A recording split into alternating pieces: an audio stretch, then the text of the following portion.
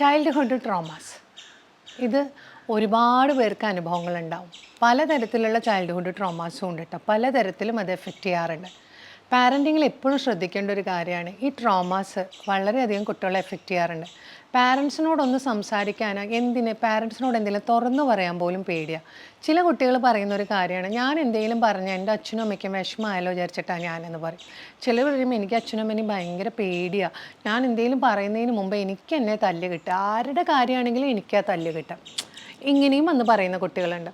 പിന്നെയെന്ന് പറഞ്ഞു കഴിഞ്ഞാൽ ചൈൽഡ്ഹുഡ് ട്രോമാസിൽ നമുക്കറിയാം ഈ അബ്യൂസുകളുണ്ട്. പലപ്പോഴും നമ്മുടെ ഏറ്റവും പ്രിയപ്പെട്ട ഏറ്റവും ക്ലോസ് സർക്കിളിലുള്ള ആൾക്കാരിൽ നിന്ന് നമുക്ക് കിട്ടുന്ന അബ്യൂസുകൾ കാരണം കൊണ്ട് പലപ്പോഴും കുട്ടികൾക്ക് അത് പലതും തുറന്നു പറയാൻ പറ്റുന്നില്ല.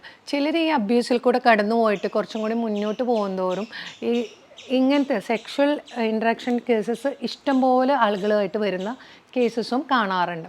കാരണം അവർ അത് ചെയ്യുന്ന സമയത്ത് ഒരു പെയിൻഫുൾ അല്ലെങ്കിൽ പേടിപ്പിക്കുന്ന ഒരു ഇവൻറ്റിൽ കൂടെ പോകുമ്പോൾ അവർക്കൊരു ഭയം തോന്നുമെങ്കിൽ ചില കുട്ടികൾക്ക് അതിലേക്ക് പോകുന്ന സമയത്ത് ഈ പെയിൻഫുൾ അല്ല എന്നുള്ളൊരു മൊമെൻറ്റിലേക്ക് വരുമ്പോൾ അതിനെ ആക്സെപ്റ്റ് ചെയ്യലേക്കും പോകുന്നുണ്ട്. നമ്മളിപ്പോൾ ഫ്രോയിഡിൻ്റെ തിയറിയിൽ പ്രകാരം തന്നെ പറയുമ്പോൾ വളരെ ചെറുപ്പം മുതൽക്ക് തന്നെ നിങ്ങൾക്കറിയാം, കുഞ്ഞുങ്ങൾ അവരുടെ ഈ ഓർഗൻസിനെയൊക്കെ പിടിച്ചിട്ട് കുട്ടികളാവുമ്പോഴും അതിങ്ങനെ പിടിച്ച് കളിക്കുന്നതും അവർക്കൊരു സന്തോഷം ഉണ്ടാവും. വലിയ ആൾക്കാരൊക്കെ വന്ന് കുട്ടികളുടെ ഈ പറഞ്ഞ മാതിരി അവരുടെ സെക്ഷൽ ഓർഗൻസിൽ വന്നിട്ട് ഇങ്ങനെ തൊട്ടിട്ട് ഇങ്ങനെ കൈ വെച്ചിട്ട് ഇങ്ങനെ കളിപ്പിക്കുന്നതൊക്കെ കാണാറുണ്ട്. അങ്ങനെയൊക്കെ പോകുമ്പോൾ കുട്ടികൾ ചിരിക്കുന്നതൊക്കെ നിങ്ങൾ വളരെ കണ്ടിട്ടുണ്ട്. അപ്പോൾ ഈ പോയിൻറ്റ്സിൽ നിങ്ങൾ മനസ്സിലാക്കുമ്പോൾ വളരെ ചെറുതാകുമ്പോൾ തൊട്ടിട്ട് നമുക്ക് അവിടെയും ഇവിടെയും ചില ഭാഗങ്ങളിൽ നമ്മളെ തൊടുമ്പോൾ നമുക്ക് ഇവിടെ ഇങ്ങനെ വെച്ചിട്ട് ഇക്കിളിയാക്കുമ്പോൾ ഒക്കെ കുട്ടികൾക്ക് അത് കിട്ടുന്നുണ്ട്.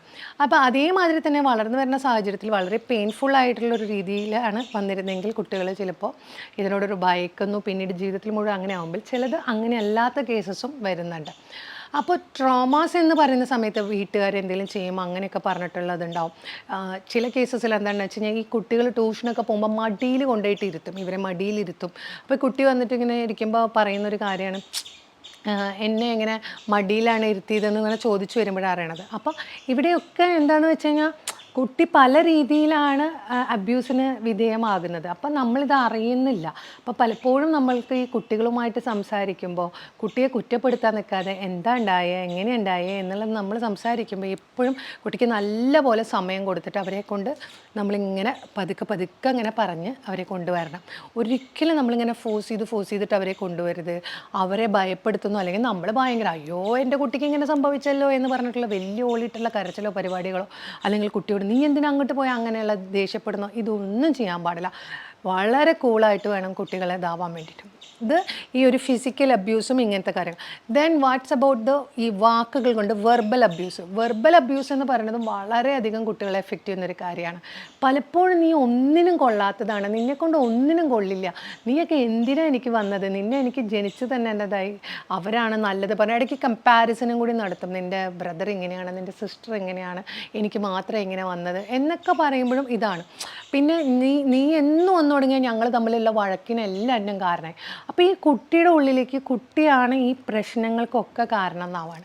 ഈ കുട്ടിയുടെ സ്വഭാവത്തിൽ പേഴ്സണാലിറ്റിയിൽ ഇത് ബാധിക്കും. പിന്നെ എന്തെങ്കിലും പ്രശ്നങ്ങളുണ്ടാകുമ്പോൾ, ആരെങ്കിലും പ്രശ്നങ്ങൾ ഉണ്ടാക്കുമ്പോൾ ഞാൻ കാരണം കൊണ്ടാണ്, എവിടെ ചെല്ലുമ്പോൾ ഈ കുട്ടി കുറേ സോറി പറയുന്ന ഒരു ടൈപ്പിലേക്ക് പോകുന്നതും ചില കേസസിൽ കാണാറുണ്ട്. ചിലർ നേരെ ഓപ്പോസിറ്റ് വയലൻ്റ് ലെവലിലേക്ക് പോകാറുണ്ട്. എല്ലാവരും എന്നെ കുറ്റപ്പെടുത്തുകയാണ്, നോബഡി ഈസ് അണ്ടർസ്റ്റാൻഡിങ് മീ എന്നൊരു ലെവലിലേക്ക് പോകുന്നുണ്ട്. അപ്പോൾ എനിക്ക് ശ്രദ്ധ കേട്ടണമെങ്കിൽ ഞാനിങ്ങനെ എന്തെങ്കിലുമൊക്കെ ചെയ്താലേ പറ്റുള്ളൂ എന്നൊരു ആറ്റിറ്റ്യൂഡിലേക്ക് അടുത്ത ട്രോമ കൊണ്ടുപോകാറുണ്ട്. അതായത് കുട്ടിയെ ശ്രദ്ധിക്കുന്നില്ല, കുട്ടിക്ക് വേണ്ട കെയർ കിട്ടുന്നില്ലെങ്കിലും ഈ ട്രോമയിൽ കുട്ടികൾ എന്ത് ചെയ്യും, അവർ ബിഹേവ് ചെയ്യുന്ന രീതികൾ പലതും വ്യത്യാസം. അപ്പോൾ കുട്ടികളുടെ കുറുമ്പുകൾ വികൃതികൾ, ഇതൊക്കെ കുറുമ്പാണ്, വികൃതിയാണ്, അവന് ഭയങ്കര വികൃതി അങ്ങനെയല്ല. എന്താണ് അവൻ ചെയ്യുന്ന കുറുമ്പ്, എന്താണ് അവൾ ചെയ്യുന്ന വികൃതി, അതിനെക്കുറിച്ചിട്ട് വ്യക്തമായൊരു ധാരണ ഉണ്ടാവണം. അപ്പം നമ്മളതിനെ ഈ മൊത്തത്തിലൊരു കുറുമ്പ് വികൃതി എന്നല്ല, എന്ത് കാര്യം ചെയ്യുന്നു അതിനെ നമ്മൾ എങ്ങനെയാണ് ചെയ്യുന്നത്, അവൻ്റെ ബിഹേവിയർ അല്ലെങ്കിൽ അവളുടെ ബിഹേവിയർ അത് എത്ര പ്രാവശ്യം റിപ്പീറ്റഡ് ആയിട്ട് വരുന്നു, ഇതെല്ലാം നമ്മൾ നോട്ട് ചെയ്തിട്ട് ഇതിനെയൊക്കെ നമ്മൾ എന്താ ചെയ്യേണ്ടതെന്ന് വെച്ച് കഴിഞ്ഞാൽ കറക്റ്റായിട്ട് പറഞ്ഞു കൊടുക്കണം.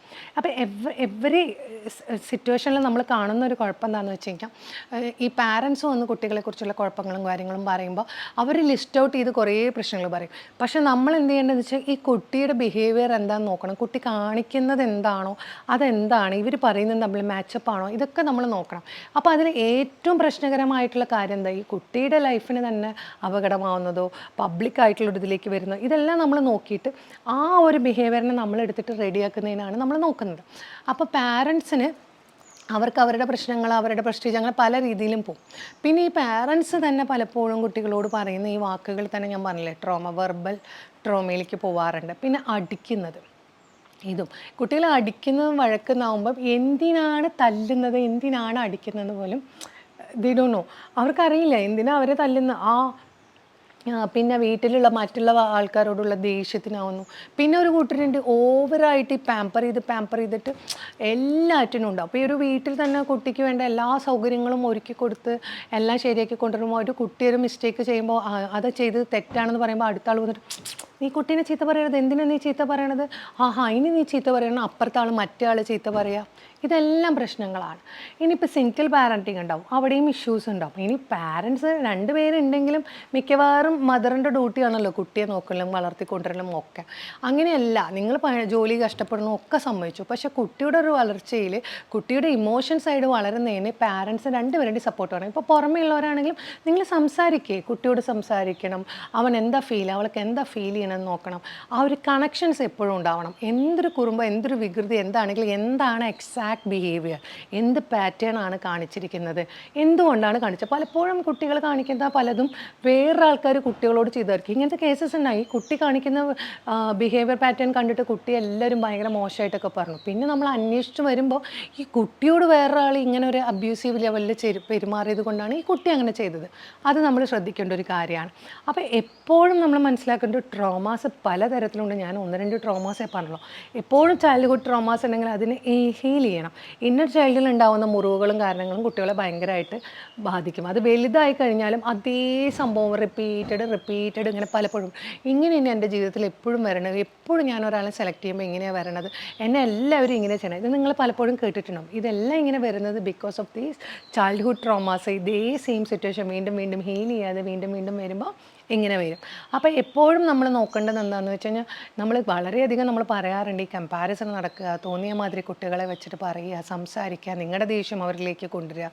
ഇതൊന്നും ചെയ്യാൻ പാടുന്നതല്ല. കുട്ടികൾ തെറ്റാണെങ്കിൽ തെറ്റാണെന്ന് പറയാം. അതിൻ്റെ റീസൺ, അതിൻ്റെ കോൺസിക്വൻസ് ഒക്കെ നമ്മൾ പറഞ്ഞു കൊടുക്കേണ്ടത് അത്യാവശ്യമാണ് കേട്ടോ.